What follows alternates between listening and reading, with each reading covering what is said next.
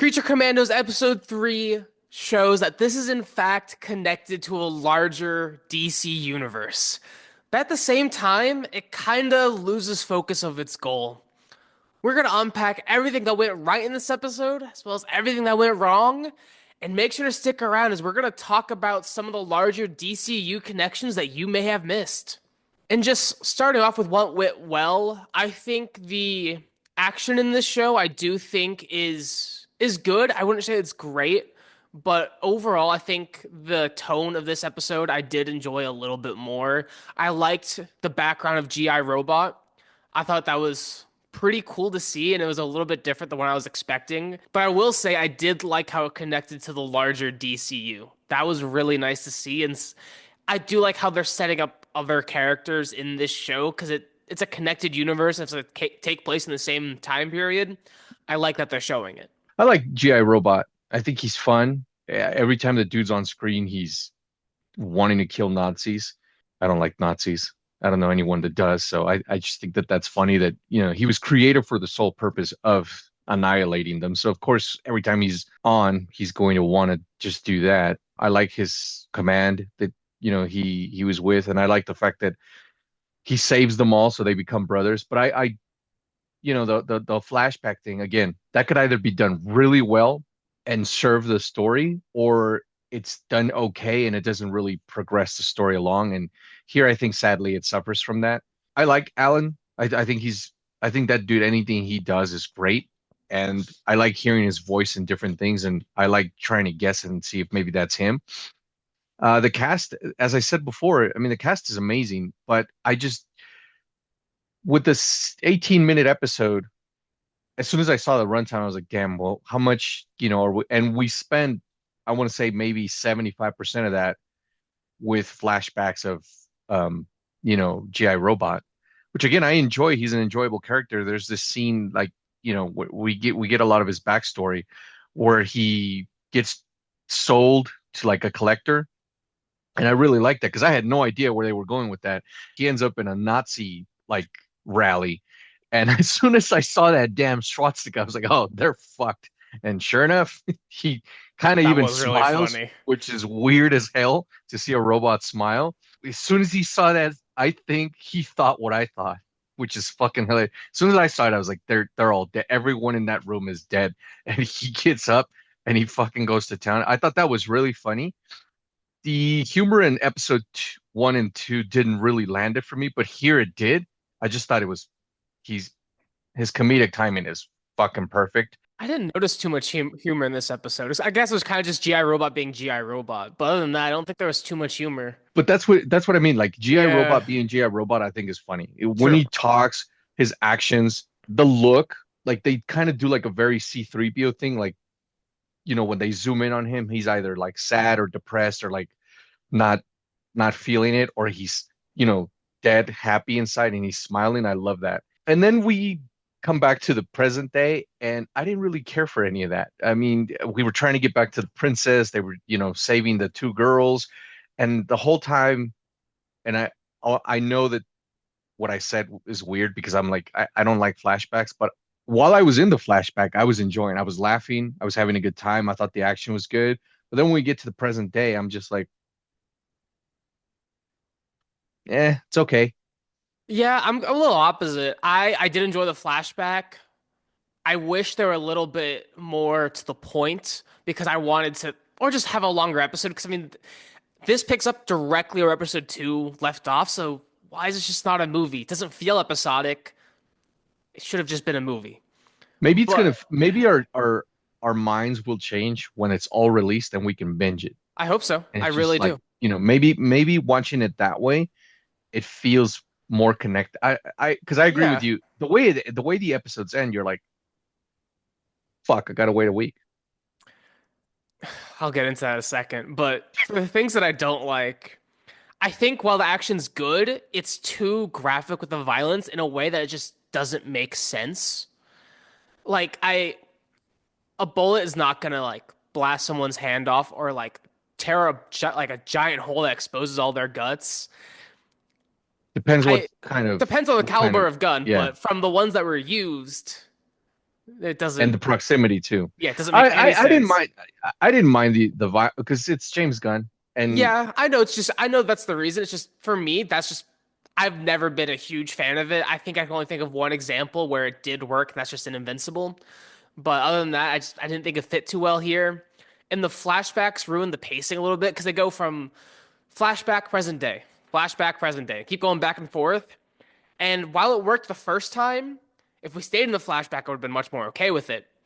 But it when we got to the action of present day and then go right to a flashback, it ruins the tension buildup, and I didn't like that. I'd rather just be continuous. I don't like these short episodes at all. And I guess part of it is because I do want more. I kind of want this to be over so we know what's happening. We know it's because this is supposed to lead right into Superman. I want to know how it's going to set up Superman because that's where our focus is.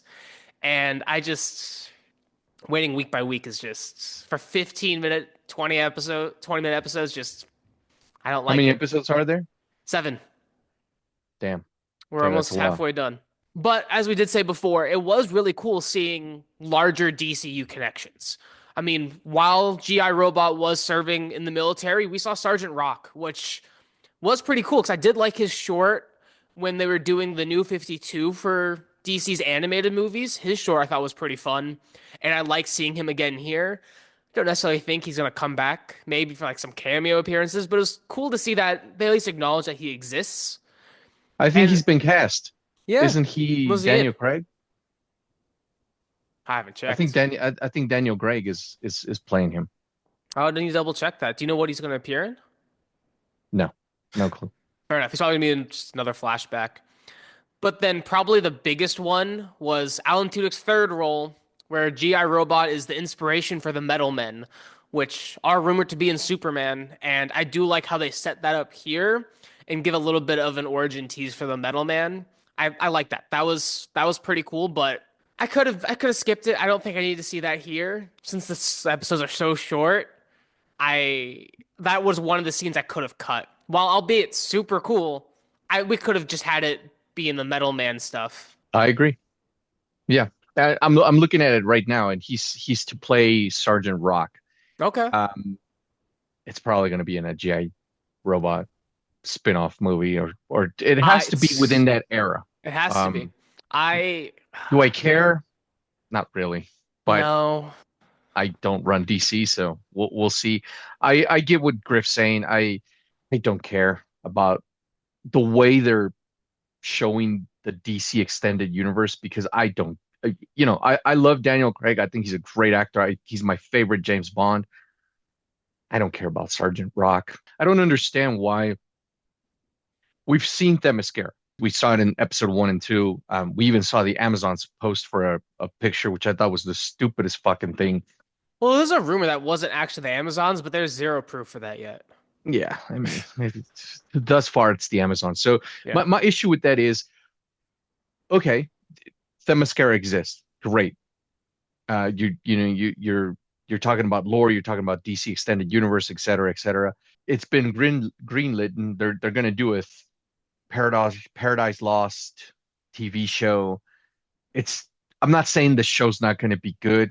It's how can it not be good? It's gonna be full of hot women and an island, and they're gonna be doing heroic shit. I'm into Greek mythology. Sure, it's gonna be good. Where the hell is and they just asked James Gunn in an interview. I know it seems like I'm shitting on the guy. It's just that I don't understand. I I don't think understand he's anything he's doing. I think he's trying to still figure his shit out is my issue with it. And that's okay on day one, but year and a half later, 2.5 years later, it's kind of weird. They asked him point blank, they're like, "Oh, we saw Themyscira, we saw some Amazons. Where's Wonder Woman?" Oh, she's out there, dude. That's kind of expected.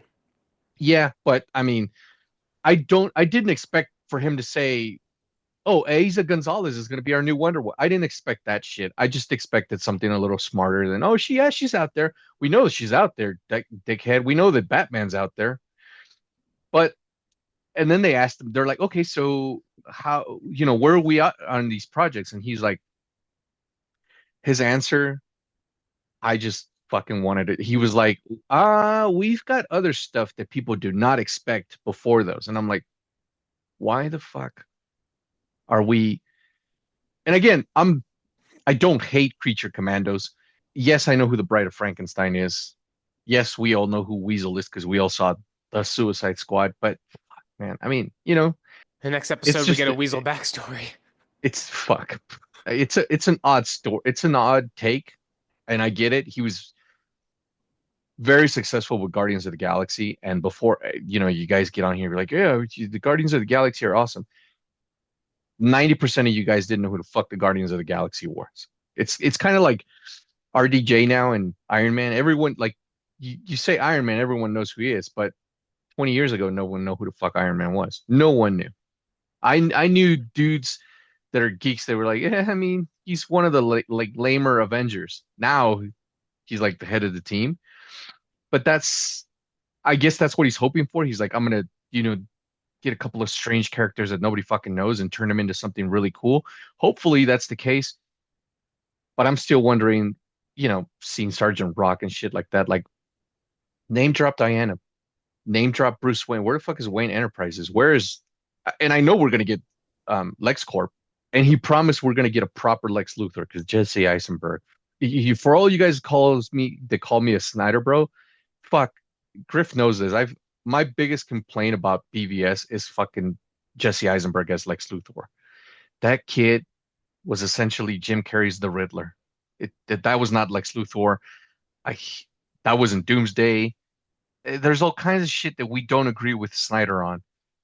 And I'm excited to see Nicholas Hoult as Lex Luthor because in that same interview, Gunn said Lex Luthor he's so incredibly brilliant and so menacing that Superman is going to go through this shit. That's the Luthor I've been waiting for. We'll see. That would be fun. And Hopefully. make sure to come along next week because I've known what's going to happen in episode 4 since episode 1.